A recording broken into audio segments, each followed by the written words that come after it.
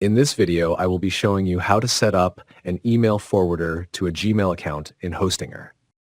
So let's get started. First, once we are logged into the Hostinger hosting account, this is how the Hostinger dashboard will look. Next, you will need to click the Email tab on the left side of the screen. And on this screen, you need to click and enter the mailboxes section corresponding to the domain in which the email account is associated. I have only one domain in my account, vibeskill.io.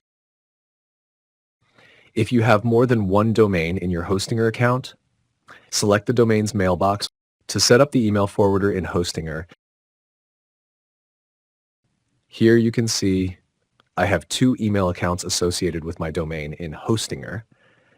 To select the email account in which you want to set up a forwarder. I want to set up the email forwarder for this email account. To do that, we need to click the three vertical dotted More option.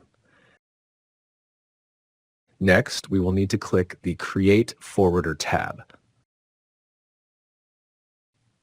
In this pop-up window, we need to enter the Gmail account to which the emails will be forwarded from Hostinger's email account. You can select or deselect this toggle button to save a copy of the forwarded emails in the website email account. Finally, click the Create button.